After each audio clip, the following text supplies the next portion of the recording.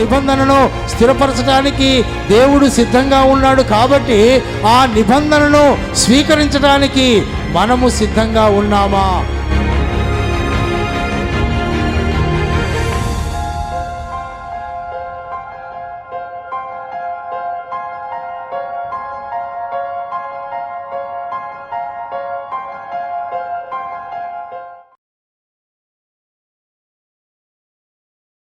మనమందరం అదేవిధంగా నిలబడి కీర్తన పుస్తకంలో నుండి 356వ పాట సాక్ష్యమిచ్చదా మన స్వామి యేసు దేవుడు అంచు అనే పాట పాడుతూ మన ఆరాధన ప్రారంభం చేసుకుందాం.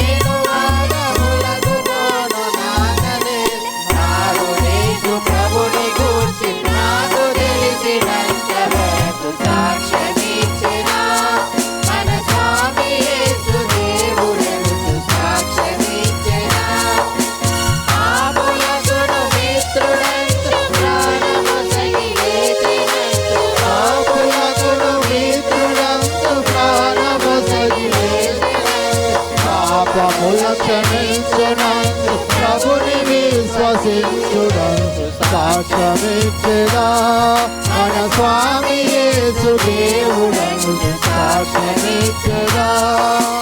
శూరులైన జారులన చారులైన ఎవరైనా పాపులైన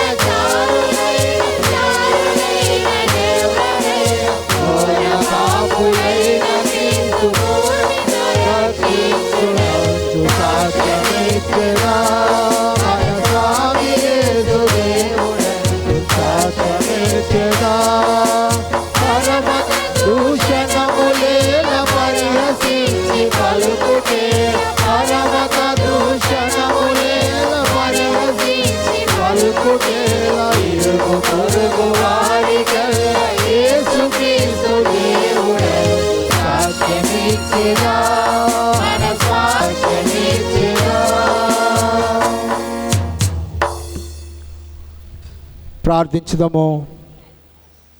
సర్వశక్తి గల దేవా, హృదయములన్నీ మీకు బట్టబయలే కోరికలన్నీ తెలిసి ఉన్నవి, ఏ రహస్యములు మీకు దాగి ఉండవు. మేము మిమ్మల్ని సంపూర్ణంగా ప్రేమించి మీ పరిశుద్ధ నామను యుక్తముగా మయంపరచినట్లు మీ పరిశుద్ధ ఆత్మ ఆవేశము చేత మా హృదయముల తలంపులను పవిత్రపరచుమని మా ప్రభువైన క్రీస్తు ద్వారా వేడుకొనుచున్నాము.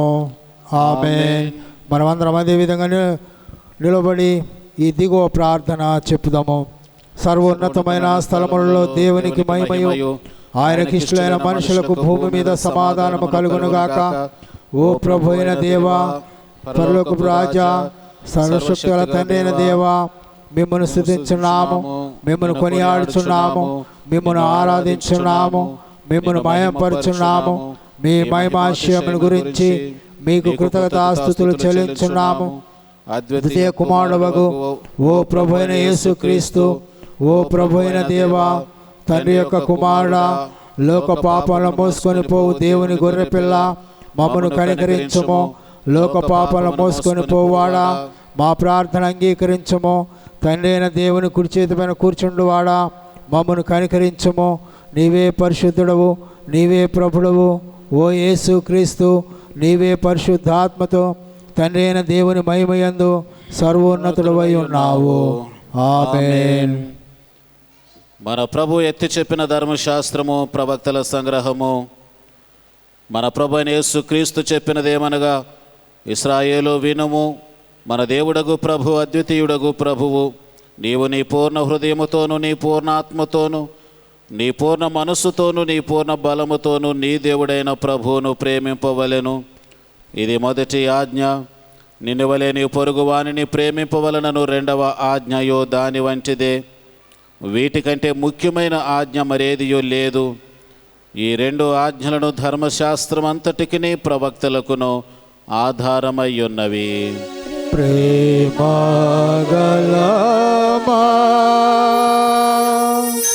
ప్రియ రక్షకుడా,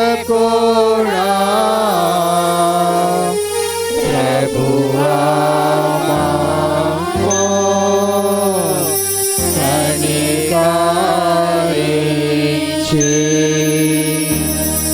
నీ ఆజ్ఞలను గైకొనుటకు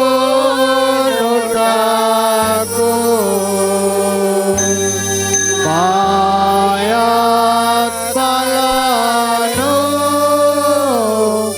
ప్రేరేపించు.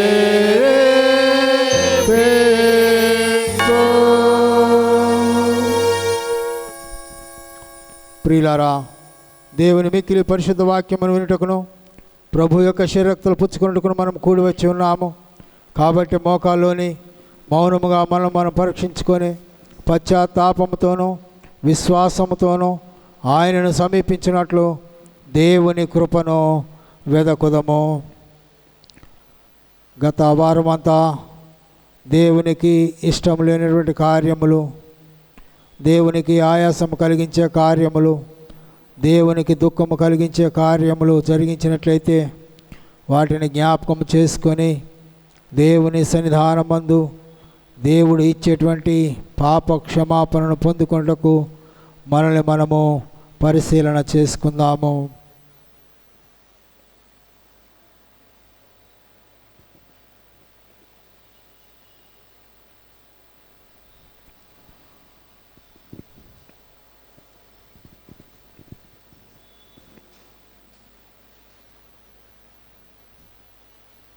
మన పాపముల నిమిత్తం వాస్తవంగా పట్టుదలతో పశ్చాత్తాపడి మన పొరుగు వారిలో ప్రేమయు స్నేహమును కలిగి ఉండి ఇకను దేవుని ఆజ్ఞలను అనుసరించి ఆయన పరిశుద్ధ మార్గం మీద నడుచుకొనొచ్చు క్రొత్త నడవడికల వారు నిశ్చయించుకుంటున్న మనము మన ప్రభువైన యేసుక్రీస్తు ద్వారా ఆయనతో మరలా సమాధానపరచబడవలనని సర్వశక్తి గల దేవుని ఎదుట మన పాపములను దీన మనసుతో ఒప్పుకుందాము. పరలోకపు తండ్రి, మీకును మా పొరుగు వారికి విరోధముగా పాపం చేస్తామని ఒప్పుకొనిచున్నాము. వెలుగులో గాక చీకట్లో నడుస్తుమే క్రీస్తు నామమును పలికి దుష్టత్వము నుండి తొలక్కుంటే మమ్మను కనికరించమని మిమ్మల్ని బ్రతిమాలు కొనుచున్నాము. యేసు క్రీస్తు నిమిత్తము మా పాపములన్నిటిని క్షమింపుము. మీ పరిశుద్ధాత్మ చేత మమ్మను శుద్ధీకరించుము. మా మనస్సాక్షిని జీవింపజేయము. మీ పరిశుద్ధ నామమునకు మహిమ కలుగునట్లు మేము ఇతరులను హృదయపూర్వకముగా క్షమించి ఇప్పటి నుండి క్రొత్త నడవడిగల వారమై మిమ్మల్ని సేవించుటకు శక్తి అనుగ్రహించుము. ఆమేన్. యేసుక్రీస్తు ద్వారా తన యొద్దకు నిజముగా మళ్ళీ వారికి అందరికీ దేవుడు అనుగ్రహించు కృపావాక్యమును వినుడి. ప్రయాసపడి భారం మోసుకొని పోవుచున్న సమస్త జనులారా, నా యొద్దకు రండి, నేను మీకు విశ్రాంతిని కలుగజేతును. దేవుడు లోకమును ఎంతో ప్రేమించెను, కాగా ఆయన తన అద్వితీయ కుమారుడిగా పుట్టిన వాని యందు విశ్వాసముంచు ప్రతి వాడును నశింపక నిత్య జీవం పొందినట్లు ఆయనను అనుగ్రహించెను. పాపులను రక్షించుటకు క్రీస్తు యేసు లోకమునకు వచ్చినను వాక్యము నమ్మదగినదియు పూర్ణాంగీకారమునకు యోగ్యమైనదినై ఉన్నది. ఎవరైనాను పాపము చేసిన ఎడల నీతిమంతుడైన యేసుక్రీస్తును ఉత్తరవాది తండ్రి యొద్ద మనకున్నాడు. ఆయనే మన పాపములకు శాంతికరమై ఉన్నాడు.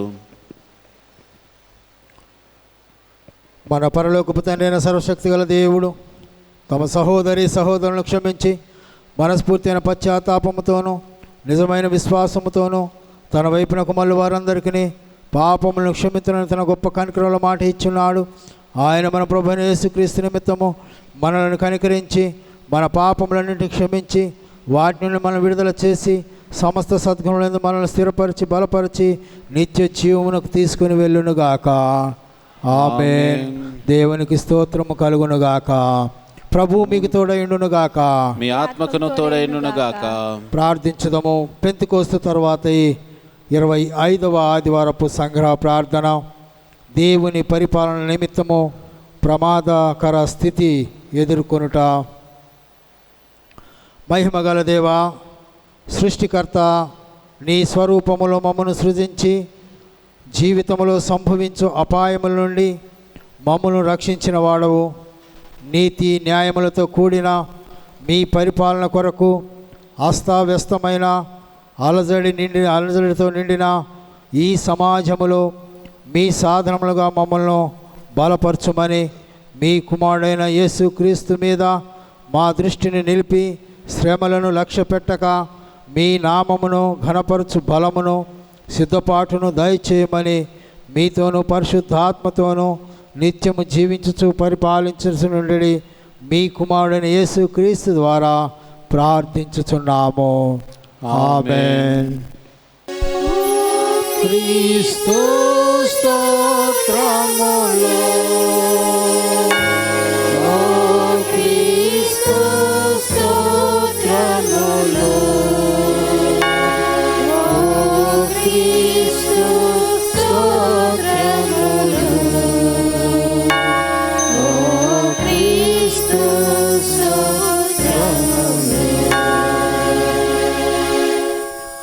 ప్రార్థన చేసుకుందాం. ప్రభువా, ప్రేమగల తండ్రి, కృపగల దేవ, మీ పరిశుద్ధమైన ఉన్నతమైన పాదములకు వందనాలు చెల్లిస్తుంటున్నాం. మమ్మల్ని మా జీవితంలో ప్రేమించి మరి యొక్క ఆదివారపు దినమును మా జీవితంలో బహుమానముగా ఇచ్చినందుకు మీకు స్తోత్రాలు చెల్లిస్తుంటున్నాం. ఈ ఆదివారపు దినమున మీ మందిరంలో చేరి మిమ్మల్ని స్తుతించి మీ నామమును మహిమపరచి మా యొక్క విన్నపాలు మీ పాద సన్నిధిలో ఉంచి మీ ఆశీర్వాదాలు పొందుకొని లోకములోనికి వెళ్ళడానికి, మీ వాక్యాన్ని ధ్యానించడానికి మా కొరకు మీ మందిర ద్వారములు తెరిచి ఉంచినందుకు మీకు స్తోత్రాలు చెల్లిస్తుంటున్నాం. మీ వాక్యము ధ్యానిస్తుండగా నా నోటి మాటలు, మా అందరి హృదయ ధ్యానములు మీ దృష్టికి అంగీకారముగా ఉంటూ కృప చూపించమని, మీరే మహిమ పొందమని మా ప్రభువైన యేసుక్రీస్తు ద్వారా వేడుకొనుచున్నాము తండ్రి. ఆమేన్. దయచేసి కూర్చోండి.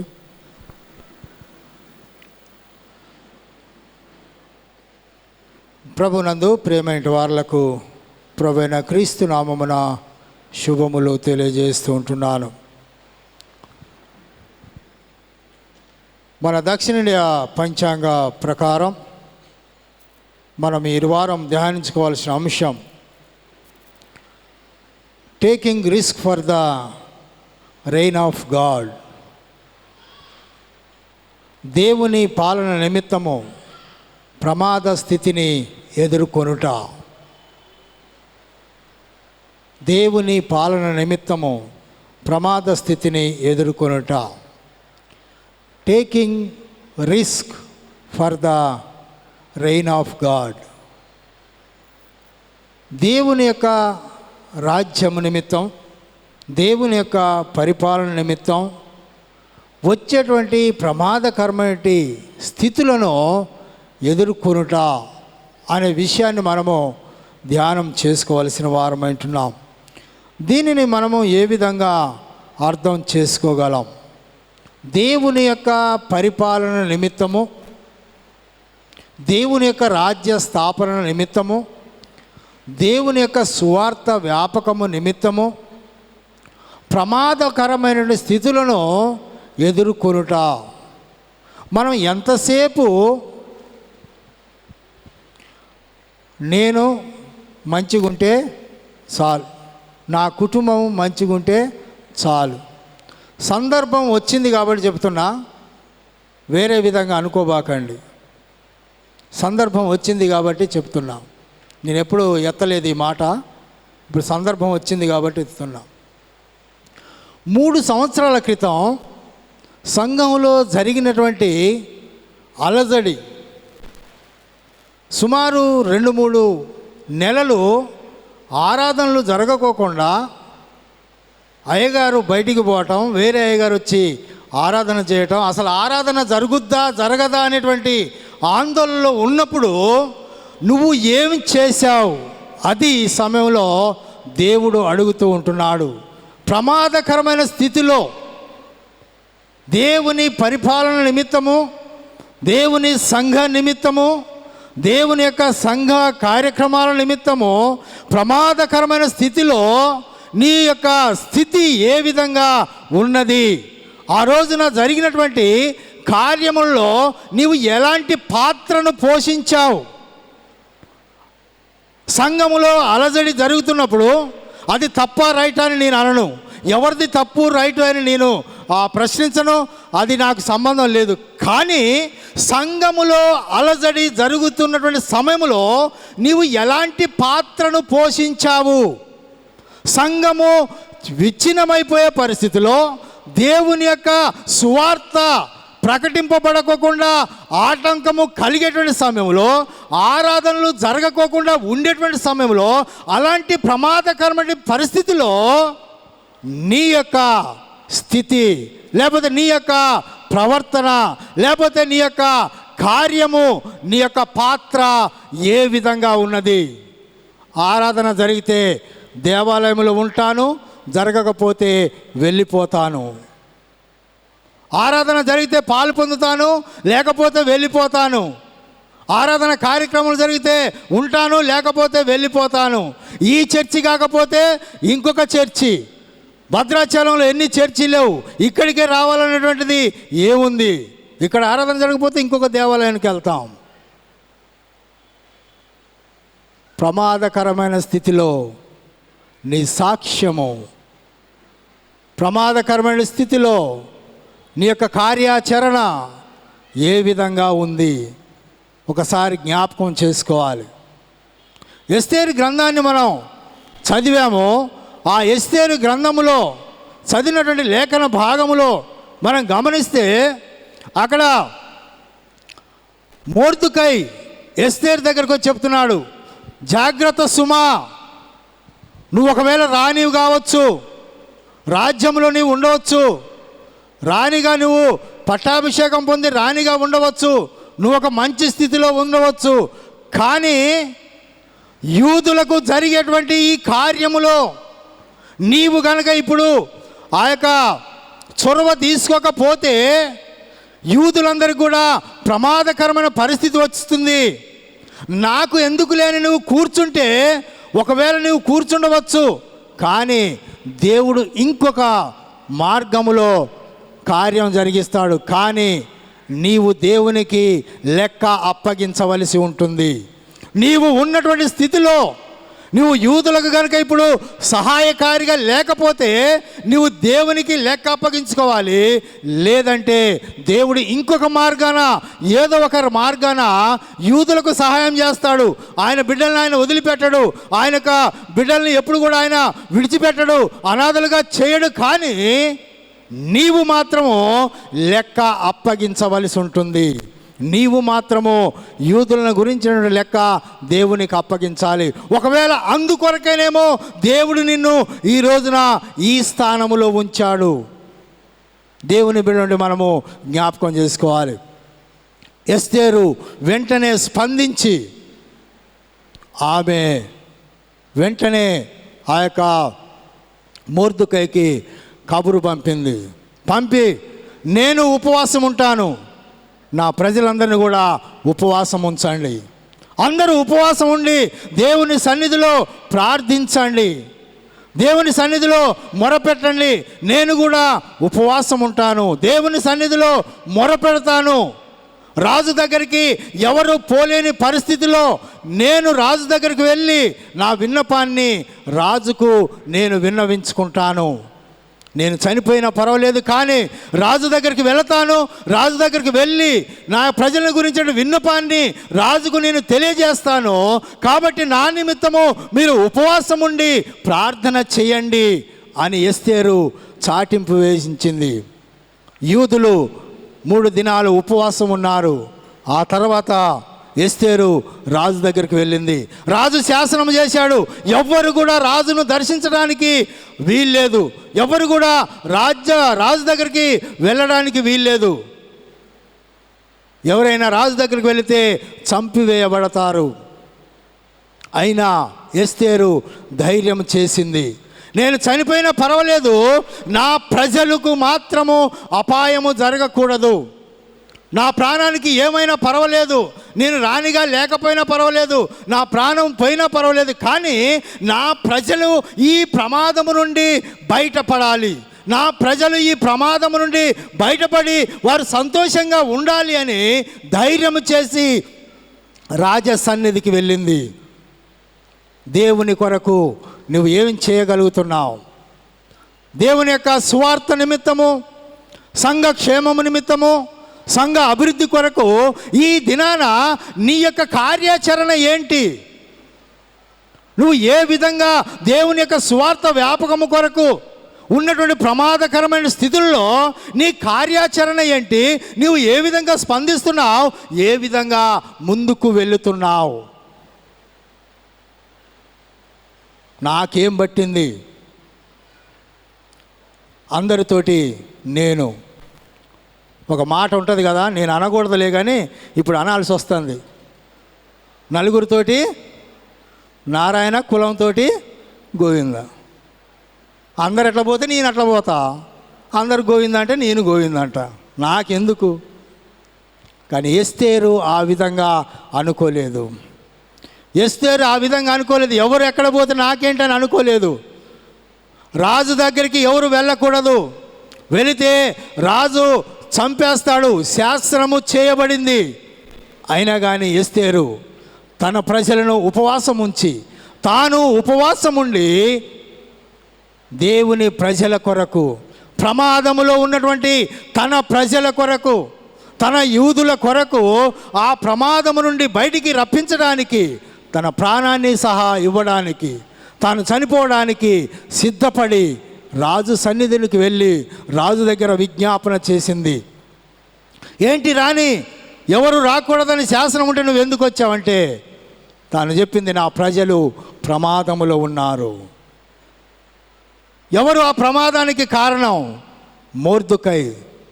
మొర్దెకై ఏ యూదులనైతే చంపడానికి శాసనం చేయించాడో, ఏ హామాన్నైతే సిలువ వేయాలని సిలువను ఏర్పాటు చేశాడో, తాను తయారు చేసుకున్న సిలువ మీద, ఆ కొయ్య మీద తానే మరణించవలసి వచ్చింది. దేవుడు అద్భుతాన్ని చేశాడు. దేవుడు అద్భుతాన్ని చేసి ఆ యూదులను రక్షించాడు. దేవుని బిడ్డలు మనము జ్ఞాపకం చేసుకోవాలి. ఈ దినాన నీవు కాకపోతే ఇంకొకరిని దేవుడు వాడుకుంటాడు. కానీ నీవు ఆయన చేతిలో ఒక మంచి పాత్రగా, నీవు ఆయన చేతిలో ఒక మంచి పనిముట్టుగా వాడబడాలని దేవుడు నిన్ను ఎన్నుకుంటున్నాడు. దేవుని యొక్క కార్యాచరణలో నీవు భాగస్థురాలివి కావాలని దేవుడు కోరుకుంటూ ఉంటుండగా, దేవుని యొక్క మాటను లెక్క చేయకుండా నీ సొంత ఆలోచన ప్రకారము వెళుతున్నావా? ఒకసారి జ్ఞాపకం చేసుకోవాల్సిందిగా కోరుతూ ఉంటున్నాను. నేడున్నటువంటి క్రైస్తవ సమాజము చాలా ప్రమాదకరమైన పరిస్థితుల్లో ఉంటున్నాయి. సంఘాలు కానీ, క్రైస్తవ సమాజము కానీ ప్రమాదకరమైన స్థితిలో ఉంటున్నాయి. దినదినము రాజకీయంగా, సామాజికంగా క్రైస్తవుల మీద జరిగేటువంటి దాడులు కావచ్చు, క్రైస్తవుల మీద జరిగేటువంటి అపనిందలు కావచ్చు, సంఘాల యొక్క మరి వచ్చేటువంటి అపాయాలు కావచ్చు, నేడు అనేకం మనం చూస్తూ ఉంటున్నాం. ఇలాంటి పరిస్థితుల్లో మన యొక్క కార్యాచరణ ఏంటి? మన యొక్క స్పందన ఏంటి? నేను రక్షింపబడ్డాను, నా కుటుంబము రక్షింపబడింది, నేను దేవాలయానికి వెళ్తున్నాను, ఆరాధన చేస్తున్నాను, వస్తున్నాను, బస్ సరిపోయింది. దానికి కాదు దేవుడు నిన్ను ఎన్నుకున్నది, దానికోసం కాదు దేవుడు నిన్ను ఏర్పాటు చేసుకున్నది, దాని కొరకు కాదు దేవుడు నిన్ను ఒక పనిముట్టుగా, సాక్షిగా ఉండడానికి దేవుడు నిన్ను ఏర్పాటు చేసుకున్నాడు. ఈ దినాన్ని అడుగుతున్నాడు, నా కుమారుడు, నా కుమార్తె, ఈ యొక్క ప్రమాదకరమైన పరిస్థితుల్లో నువ్వు ఎలాంటి కార్యాచరణ సిద్ధపడుతున్నావు. ఎస్తేరును జ్ఞాపకం చేసుకో, ఎస్తేరు యొక్క జీవితాన్ని జ్ఞాపకం చేసుకో, ఆ పరిస్థితిని జ్ఞాపకం చేసుకో. అలాంటి పరిస్థితిలో నీవు ఉన్నావా? ఎస్తేరు చేసుకునే తీర్మానాన్ని నీవు చేసుకోగలుగుతున్నావా? ఎస్తేరు వలె జీవించడానికి నీవు సిద్ధంగా ఉన్నావా? నా నిమిత్తము, నా రాజ్య నిమిత్తము, నా సువార్త నిమిత్తము నువ్వు ఈ రోజున ఏ విధంగా ఉంటున్నావు అని దేవుడు ఒక సవాల్ను మనకిస్తూ ఉంటున్నాడు. దేవుని బిడ్డ మనము జ్ఞాపకం చేసుకోవాలి. రెండవ భాగములో మనం గమనించినట్లయితే పత్రిక భాగములో దేవుని యొక్క వాక్యంలో మనం గమనించినట్లయితే పౌలు భక్తుడు తెలియజేస్తున్న మాట మనం గమనించినట్లయితే ఎపెఫ్రోదీతును గురించి ఆయన చెప్తున్నాడు. ఏంటంటే ఎపెఫ్రోదీతు చనిపోవడానికి సిద్ధంగా ఉన్నాడు, చనిపోయే పరిస్థితిలో ఉన్నాడు. ఆయన ఆరోగ్యము బాగోలేదు, ఆయన పరిస్థితి బాగోలేదు, చనిపోవడానికి సిద్ధంగా ఉన్నాడు. అయినా కానీ నా సువార్త నిమిత్తము నేను రాసేటువంటి లేఖలు, నేను రాసేటువంటి ఉత్తరాలు మీ దగ్గరికి తీసుకొచ్చి మీరు ఆధ్యాత్మికంగా ఎదుగుట కొరకు తాను సిద్ధంగా ఉన్నాడు మీ దగ్గరకు రావడానికి. ఆయన ఉన్నటువంటి అనారోగ్యాన్ని లెక్క చేయడం లేదు, చనిపోయడానికి దగ్గరగా ఉన్నాడు, లెక్క చేయడం లేదు, తన జీవితాన్ని లెక్క చేయడం లేదు. ఎపెఫ్రోదీతు మీ దగ్గరికి రావడానికి సిద్ధంగా ఉన్నాడని ఫిలిప్పీ సంఘానికి పౌలు లేఖ రాస్తూ ఉంటున్నాడు. చనిపోయే పరిస్థితిలో కూడా, చనిపోవడానికి సిద్ధంగా ఉన్నటువంటి ఎపెఫ్రోదీతు కూడా దేవుని యొక్క పనిలో నేను చనిపోయినా పర్వాలేదు, నా ఊపిరి పోయినా పర్వాలేదు, నా ఆరోగ్యం ఎలాగున్నా పర్వాలేదు, కానీ దేవుని పనిలో నేను చనిపోయినా పర్వాలేదు, నేను వెళతాను ఫిలిప్పీ సంఘానికి వెళ్ళి నీవు ఇచ్చేటువంటి సమాచారాన్ని వాళ్ళకు అందించి వాళ్ళ ఆధ్యాత్మిక స్థితిలో ఎదగడానికి నేను నా వంతుగా నేను ప్రయత్నం చేస్తానని ఎపెఫ్రోదీతు ముందుకు వెళుతున్నాడు. ఈ దినాన నీ పరిస్థితి ఏంటి? దేవుని యొక్క పరిచర్య కొరకు, దేవుని యొక్క సంఘ స్థాపన కొరకు, దేవుని యొక్క పరిపాలన నిమిత్తము ఎన్ని ఆటంకాలు వస్తున్నాయి నీకు? మోకరించి ప్రార్థించాలంటే మోకరించలేము. దేవాలయంకు రావట్లేదు ఏంటంటే ఎక్కువసేపు కూర్చోలేను. మరి ఇంటికాడ ఏం చేస్తారో? దేవాలయానికి వస్తే ఎక్కువసేపు కూర్చోలేరు, కానీ ఇంటికాడ చేసే పని ఏంది? కూర్చోవటమే కదా. దేవాలయానికి వస్తే టయానికి మాత్ర వేసుకోవాలి, టయానికి భోజనం చేయాలి, అట్ట తినాలి, లేకపోతే షుగరో జ్వరమో ఏదో ఒకటి ఇబ్బంది పెడుతుంది. దేవుని మీద విశ్వాసం, దేవుని మీద నమ్మకం, దేవుని మీద నిరీక్షణ ఉన్నప్పుడు ఇవేవి కూడా మనకు ఆటంకాన్ని కలిగించవు. ఎపెఫ్రోదీతు వీటేటిని కూడా లెక్క చేయలేదు, తన ఆరోగ్యాన్ని లెక్క చేయలేదు, తాను మరణించే పరిస్థితిని లెక్క చేయలేదు. పౌలుతో అంటున్నాడు, నేను వెళ్తాను ఫిలిప్పీ సంఘానికి, నేను వెళ్తాను, సంఘము బలపడాలి. నేను చనిపోయినా పర్వాలేదు, నా ఆరోగ్య స్థితి ఏ విధంగా ఉన్నా పర్వాలేదు, కానీ సంఘము బలపడితే, దేవుని కొరకు నిలబడే సంఘంగా ఉంటే చాలు నా జీవితానికి అని ఎపెఫ్రోదీతు ధైర్యముగా వెళుతున్నాడు.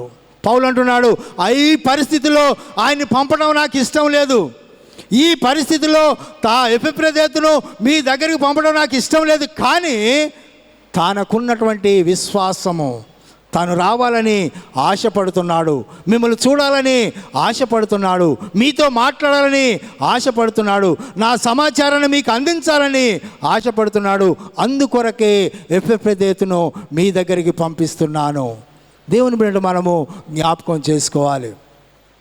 క్రైస్తవులుగా ఉన్నంత మాత్రాన సరిపోదు, క్రైస్తవ నామకరణం చేసుకున్నంత మాత్రాన సరిపోదు, ఉపవాసం వారానికి 2-3 సార్లు ఉపవాసం చేసినంత మాత్రాన సరిపోదు, ఆదివారం ఆరాధనకు వచ్చినంత మాత్రాన సరిపోదు.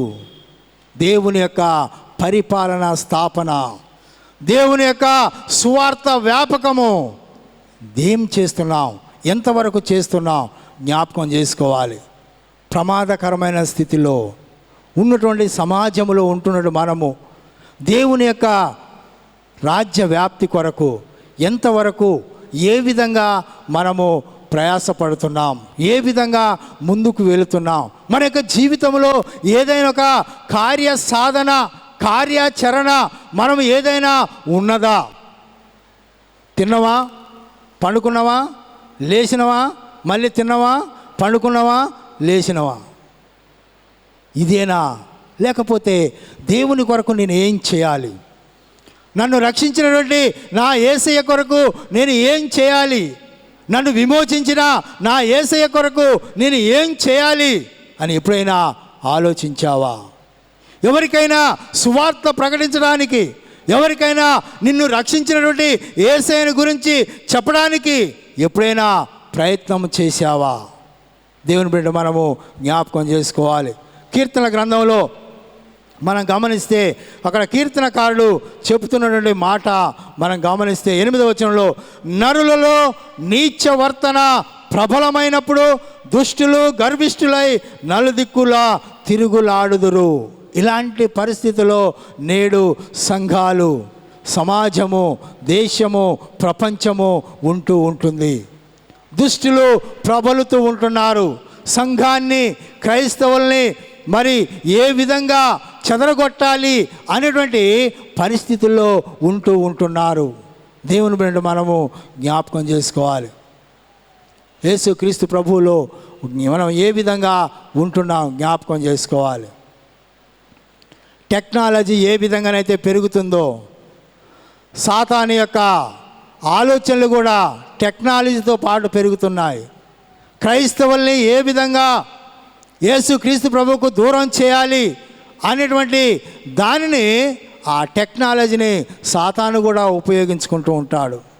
సాతాను కూడా ఉపయోగించుకొని మనల్ని దేవుని యొక్క సువార్తను ప్రకటించుకోకుండా, సువార్త వ్యాపకములో మనము పాలిభాగస్థలము కాకుండా ఉండడానికి దేవుడు ప్రయత్నము చేస్తూ ఉంటే సాతానుడు ఏ విధంగా దానిని విచ్ఛిన్నము చేయాలి అనేటువంటి దాని గురించి ఆలోచన చేస్తూ ఉంటాడు. కాబట్టి దేవుని బిడ్డ మనము జ్ఞాపకం చేసుకోవాలి. ప్రమాదకరమైన పరిస్థితుల్లో, ఈ ప్రమాదకరమైన స్థితిలో దేవుని యొక్క రాజ్య వ్యాప్తి కొరకు మనము మన వంతుగా, లేకపోతే మనకు దేవుడిచ్చినటువంటి ఆ యొక్క మరి ఆ సామర్థ్యాన్ని బట్టి ఏ విధంగా మనం క్రీస్తు ప్రభువులో జీవించగలుగుతున్నాం ఒకసారి జ్ఞాపకం చేసుకోవాలి. సువార్త భాగంలోనికి మనము వచ్చినప్పుడు, సువార్త పాఠములో మత్తయి సువార్త 10వ అధ్యాయంలో యేసుక్రీస్తు ప్రభువారు చెబుతున్నటువంటి మాటలు మనం జ్ఞాపకం చేసుకుంటే, నా నిమిత్తము తండ్రినైనను, తల్లినైనను, కుమారునైనను, కుమార్తెనైనను నాకంటే ఎక్కువ ప్రేమిస్తే వాడు నాకు పాత్రుడు కాదు, నాకు వారికి సంబంధము లేదు. మీ అందరికీ తెలిసే ఉంటుంది, బహుశా చాలామందికి తెలిసి ఉండవచ్చు. దినకరన్ గారికి ఒక కుమారుడు, ఒక కుమార్తె. ఒక్కలే కాబట్టి గారాభంగా పెంచుతారు కదా. పొద్దున కుమార్తె లేవగానే ఫస్ట్ ఎవరు కనబడాలంటే తండ్రి కనబడాలి. తండ్రి కనబడకపోతే ఆ రోజంతా అన్నం తిందు, ఏడుసుడు, అలుగుడు. ఈయనే దినకరన్ గారు సువార్తకు ఎక్కడ పడితే అక్కడికి వెళ్ళాలి. కానీ కుమార్తె ఏమో బాగా ప్రేమించిన కుమార్తె, లేవగానే కుమార్తెకు తన ముఖం చూపించాలి, సువార్త ప్రకటించాలి. ఎట్లా? ఒకరోజు ప్రయాణం చేస్తున్నారు, కారు యాక్సిడెంట్లో కుమార్తె చనిపోయింది.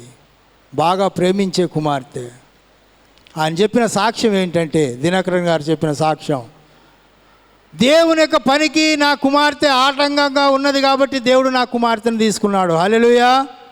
నేను పొద్దున్నే దేవుని యొక్క పని చేయకోకుండా ఆమె కోసం, ఆమె లేచేంత వరకు ఆమె కోసం వేచి ఉండి ఆమెకు నా ముఖాన్ని చూపించి అప్పుడు నేను బయటికి వెళ్ళాలి అంటే దేవుని కంటే ఎక్కువ ఎవరు?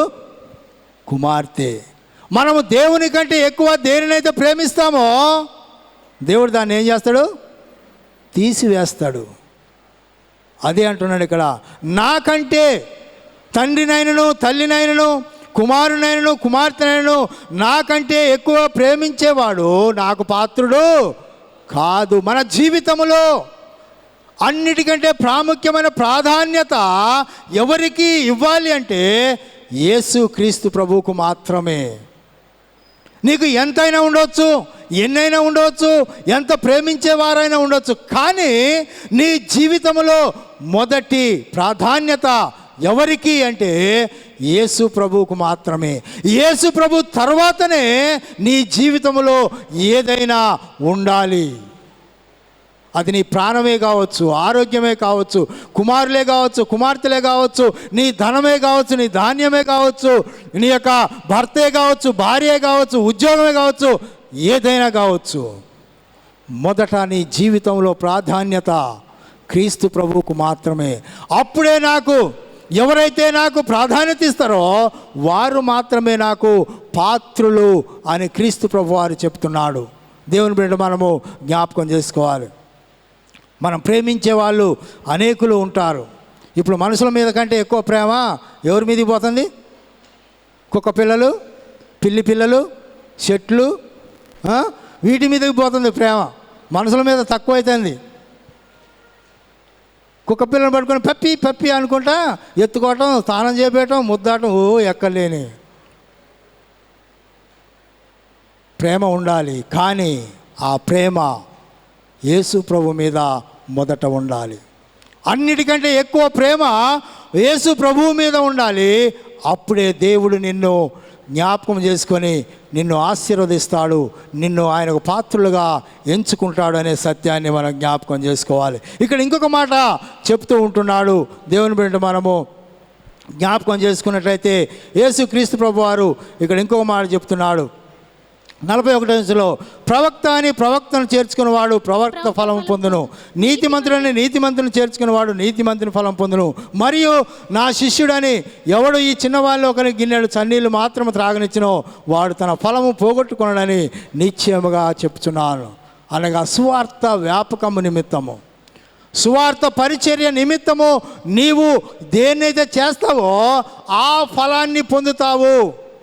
శనగ గింజ పెడితే శనక్కాయలే తింటావు, కంది గింజ పెడితే పప్పే తింటావు, వడ్ల గింజ పెడితే బియ్యం మాత్రమే తింటావు. నువ్వు ఏదైతే పెడతావో, ఏదైతే చేస్తావో, సువార్త నిమిత్తము ఏదైతే నీవు చేయగలుగుతావో దాని ఫలము నీవు పొందుతావు అని దేవుడు చెప్తున్నాడు. ఇది దేవుని యొక్క సువార్త వ్యాపకము కొరకు నీ యొక్క స్థితి, నీ కార్యాచరణ ఏ విధంగా ఉంటుంది ఒకసారి జ్ఞాపకం చేసుకోవాలని కోరుతూ ఉంటున్నాను. ఈ యొక్క సమయంలో నేను ఒక 3 విషయాలు మీకు త్వరగా నేను జ్ఞాపకం చేయాలని తలస్తూ ఉంటున్నాను. 3 విషయాలు దేవుని యొక్క పరిపాలన నిమిత్తము ఈ ప్రమాదకరమైన స్థితిలో ఒక క్రైస్తవురాలుగా నువ్వు ఎలాంటి జీవితాన్ని ఈ దినాన కలిగి ఉండాలో ఒక 3 విషయాలు నేను జ్ఞాపకం చేస్తాను. ఎస్తేరును, ఎఫెప్రదేతును, తర్వాత యేసుక్రీస్తు ప్రభు వారు పలికినటువంటి మాటలను మనం విన్నాము. అయితే ఈ దినాన మనము ఏ విధంగా స్పందించాలి, మనము ఏ విధంగా ఉండాలి అనేటువంటి విషయాన్ని ఒక 3 విషయాలు నేను త్వరగా చెప్పడానికి ప్రయత్నం చేస్తాను.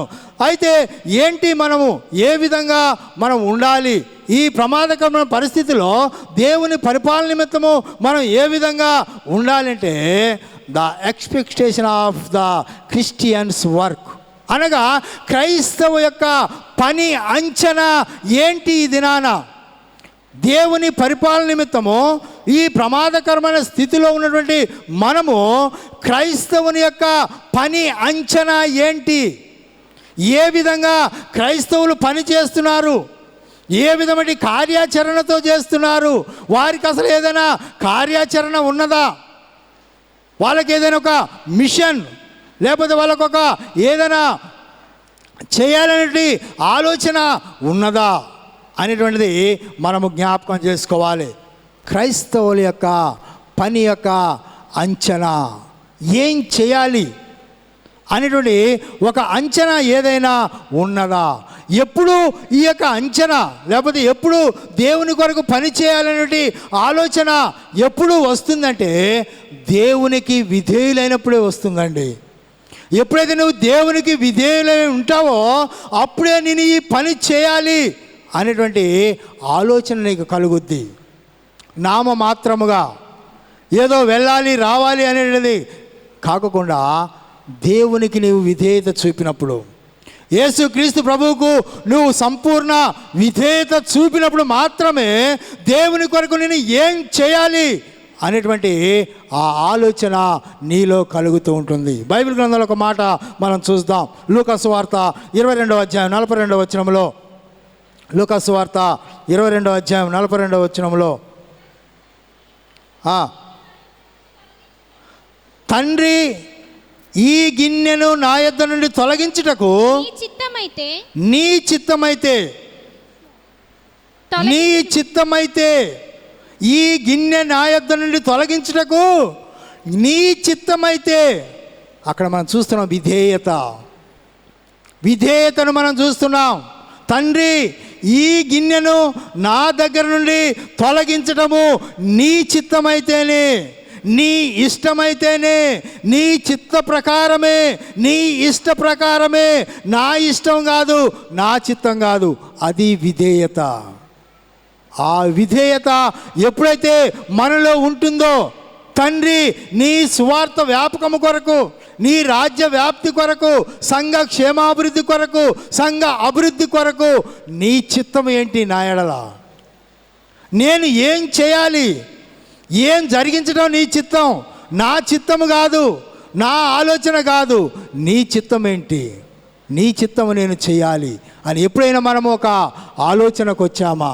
దేవుని యొక్క పని గురించినటువంటి ఆలోచన ఎప్పుడైనా మనం కలిగి ఉన్నామా? ఇద్దరు అయ్యగారులు ఉన్నారు, ఏం చేస్తారు కదా? ఇద్దరు అయ్యగారులు ఉన్నారు, ఏం చేస్తారు? వాళ్ళ పని ఏంటి? సువార్త ప్రకటించడమే. కాబట్టి వాళ్ళు చూసుకుంటారు ఆ పని. నాకేంటి?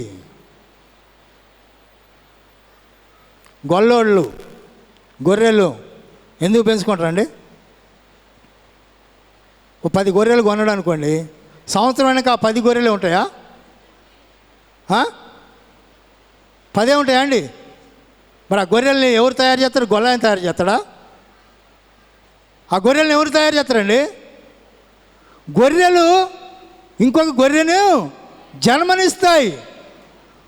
గొల్లాయన గొర్రెల్ని సాదుకొని వాటిని మేపుతూ ఉంటే ఆ గొర్రెలు ఏం చేయాలి?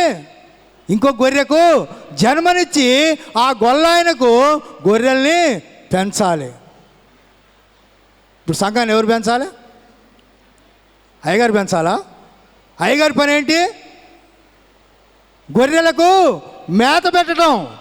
గొర్రెలకు మేత పెట్టడం అయ్యగారి పని. గొర్రెల్ని పెంచడం ఎవరి పని? చెప్పండి. నోరు మూసుకోవద్దు, నోరు తెరవాలి.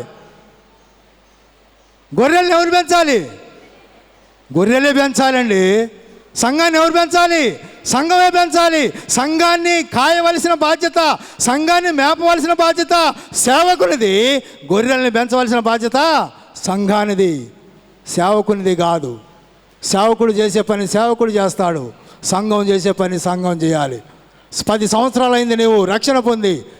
ఎంతమంది పిల్లల్ని కన్నావు? ఎంతమందిని యేసు ప్రభు దగ్గరికి తీసుకొని వచ్చావు? ఎన్ని ప్రసంగాలు విన్నావు? ఎన్ని ఆరాధనలు చేశావు? ఎన్ని ఉపవాసాలు చేశావు? ఎంతమంది విశ్వాసుల్ని కన్నావు? దేవుని బిడ్డ మనము జ్ఞాపకం చేసుకోవాలి. దేవుని యొక్క పనిలో నీ కార్యాచరణ ఏంటి?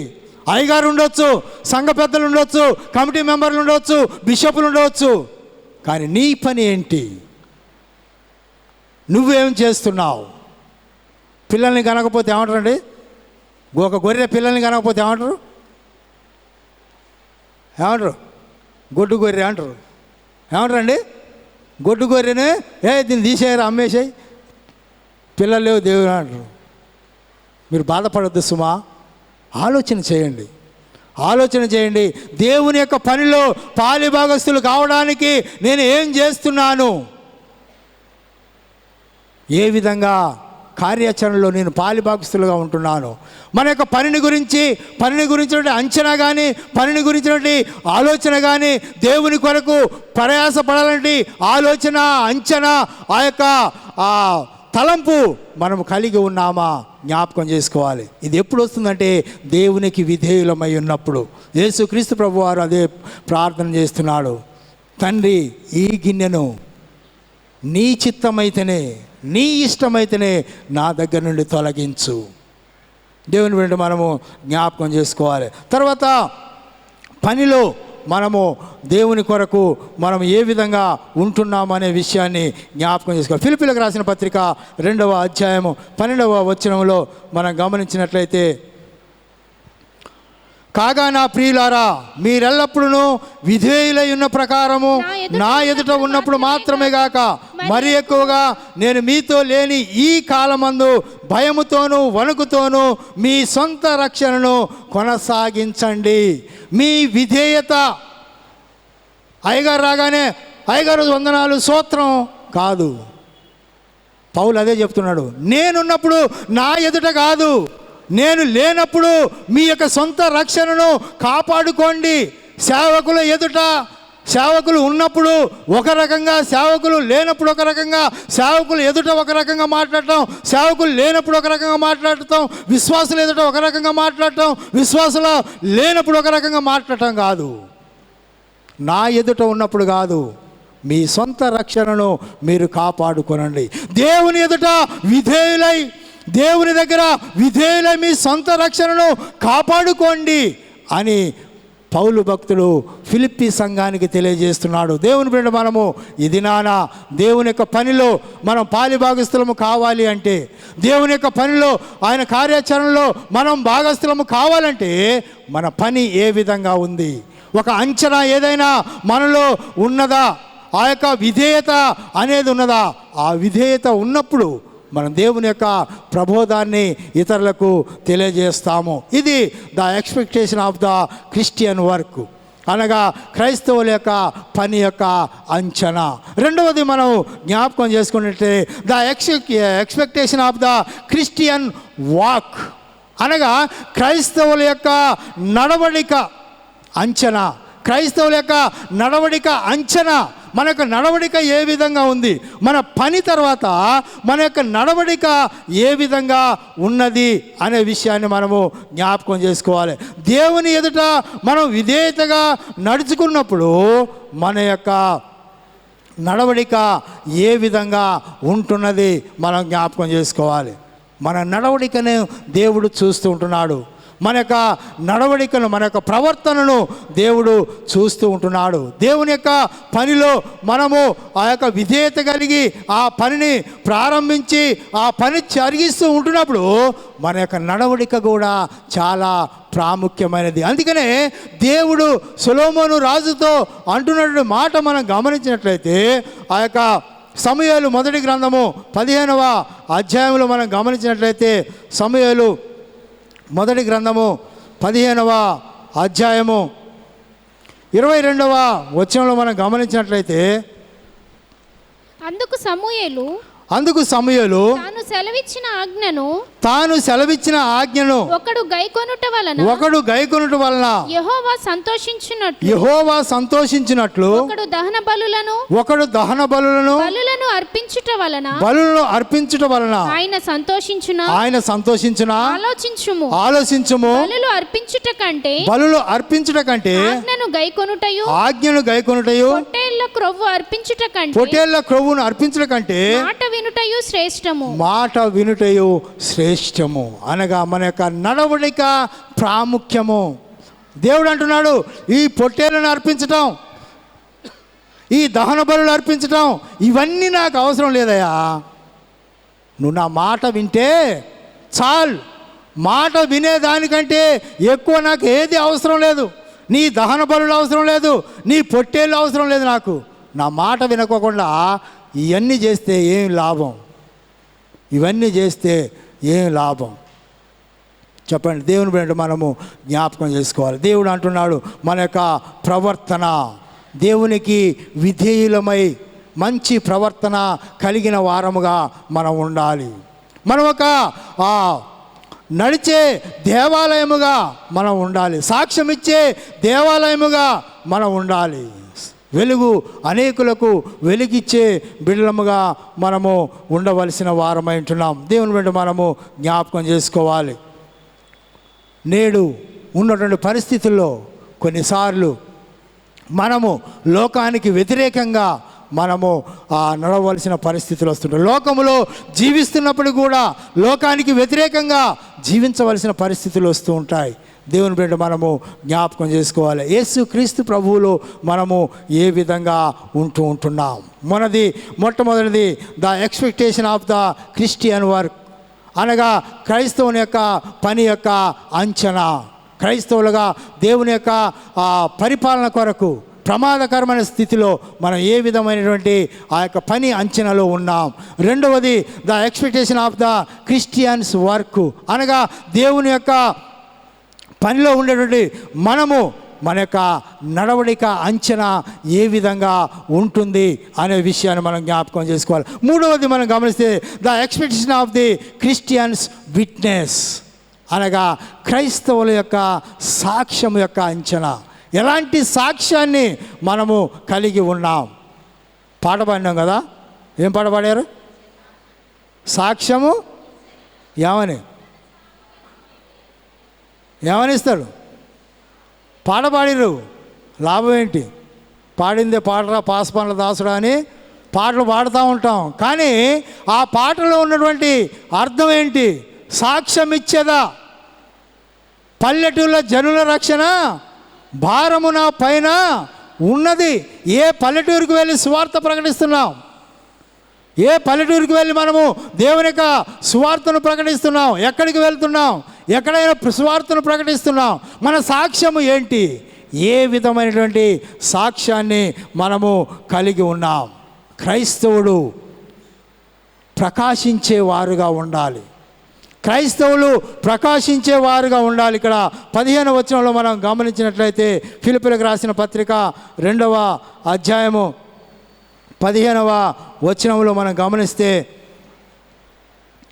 మీరు మూర్ఖమైన వక్ర జనము మధ్య నిరపరాధులను నిష్కలంకులను అనింద్యులనై దేవుని కుమారులగునట్లు సనుగులను సంశయములను మాని సమస్త కార్యములను చేయండి. మీ సాక్ష్యము సనుగులతో ఉండకూడదు. మీ సాక్ష్యము సనుగులతో ఉండకూడదు. సనుగులు లేకోకుండా, సంశయాలు లేకోకుండా సమస్తమును మీరు చేయండి. మీరు నిరపరాధులుగా ఉండండి. వక్ర జనము మధ్య ఉన్నారు.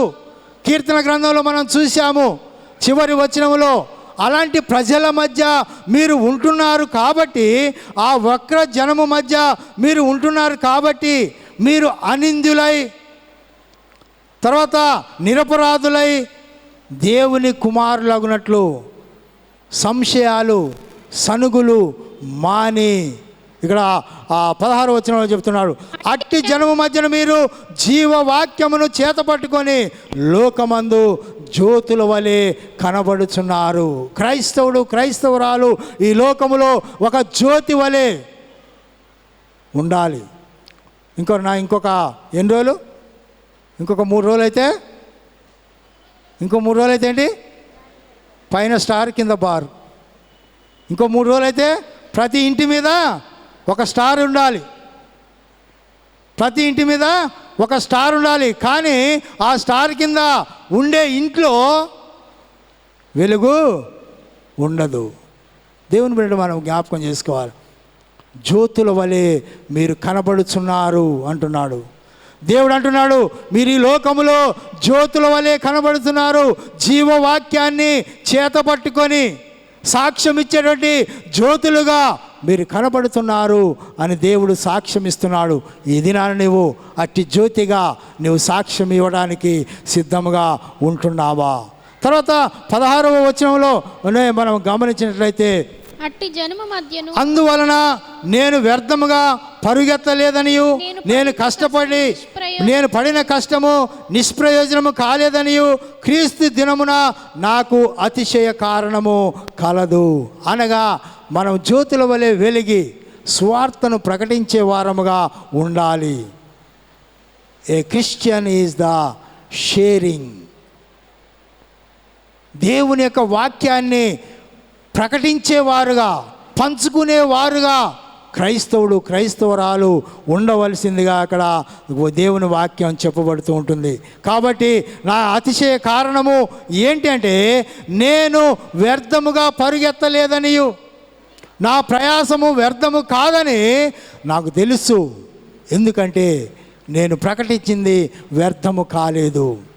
నేను ప్రకటించిన ఆ జీవవాక్యము వ్యర్థము కాదు అని నాకు తెలుసు అని పౌలు భక్తుడు చెప్తున్నాడు. దేవుని బిడ్డ మనము ఈ రోజున ఏ విధంగా ఉంటున్నాం?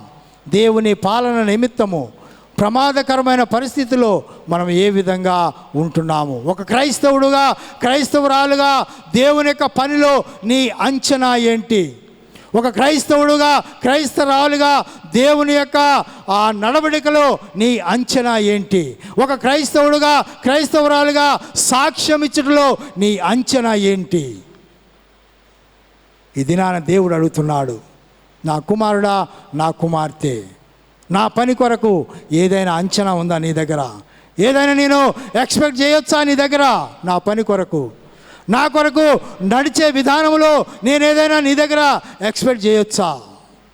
నా కొరకు సాక్ష్యం ఇచ్చే విషయంలో నేను ఏదైనా ఎక్స్పెక్ట్ చేయొచ్చా? ఏంటి నీ అంచనా?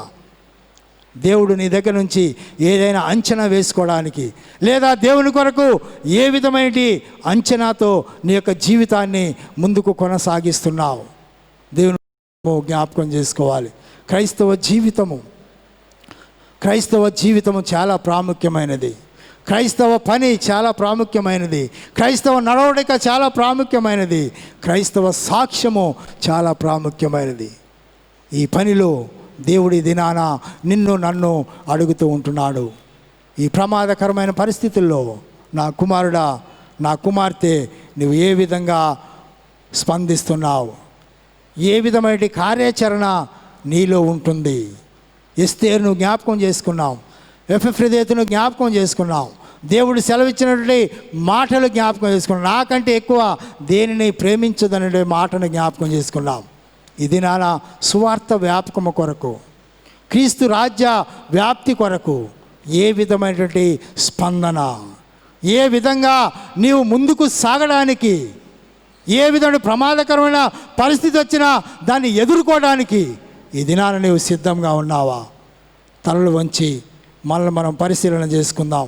కొద్ది నిమిషాలు ఆలోచన చేసుకుందాం. ప్రభువా, ఈ దినాన నీవు నాతో మాట్లాడినందుకు మీకు వందనాలు చెల్లిస్తుంటున్నాం. అవును ప్రభువా, ప్రమాదకరమైన పరిస్థితిలో ఉన్నటువంటి సమయంలో నీ రాజ్య వ్యాప్తి కొరకు నేను ఏ విధంగా ఉన్నాను, ఏ విధంగా ఉండాలని నీవు కోరుకుంటున్నావు? ఒకసారి మనల్ని మనము దేవుని సన్నిధిలో పరిశీలన చేసుకుందాం.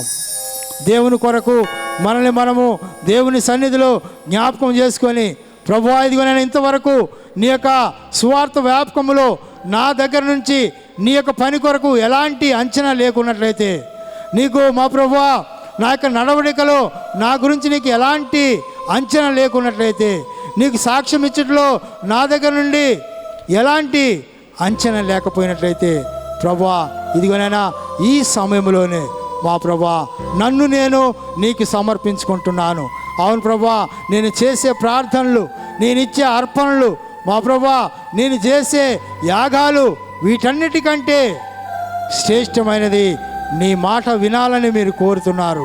అవును ప్రభువా, నీ మాట విని నీ మాట ప్రకారము జీవించి మీకు విధేయులమై మీ స్వార్థ వ్యాపకములో మేమందరము పాలిభాగస్తులమై సంఘ క్షేమాభివృద్ధి కొరకు, నీ రాజ్య వ్యాప్తి కొరకు మా ప్రభువా, ఇదిగో నేను ఇక్కడ చేరిన ప్రతి బిడ్డ మా తండ్రి, ఇదిగో నేను నీ కొరకు ప్రయాసపడలాగునా, నీ పనిలో పాలిభాగస్తులు అయ్యేలాగునా, నీకు యొక్క వాక్య ప్రకారము నీకు ఇష్టానుసారముగా జీవించే బిడ్డగా ఉండేలాగునా, నీ యొక్క సాక్ష్యాన్ని అనేకులకు పంచే బిడ్డగా ఉండేలాగునా. అయ్యేనైనా ఎంతమంది అయితే మా ప్రభా ఈ దినాన యొక్క తీర్మానం చేసుకుంటున్నారో మా ప్రభా జ్ఞాపకం చేసుకోనండి.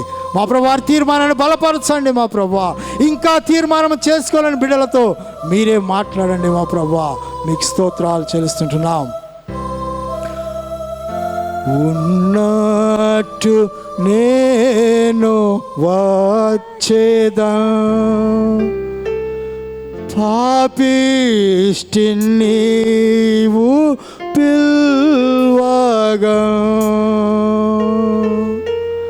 నేనే చేత గడ్గుమా యొగొర్రె పిల్ల దేవుడా ఉన్నట్టు నేను వచ్చేదా నేను ఒప్పుకొందు దప్పుల నీ మాటతో హరించుమా యొగొర్రె పిల్ల దేవుడా. ప్రభువా, ప్రేమగల తండ్రి, మీకు వందనాలు చెల్లిస్తుంటున్నాం. మీరు మాతో మాట్లాడినందుకు మీకు వందనాలు చెల్లిస్తుంటున్నాం. మా ఆత్మీయ జీవితాలు బలపరిచినందుకు మీకు స్తోత్రాలు చెల్లిస్తుంటున్నాం. మా ప్రభు మీకు సాక్షులుగా జీవించడానికి మమ్మల్ని అందరిని ఆయత్తపరచమని మా ప్రభు యేసుక్రీస్తు ద్వారా వేడుకొంచున్నాం తండ్రి. ఆమెన్.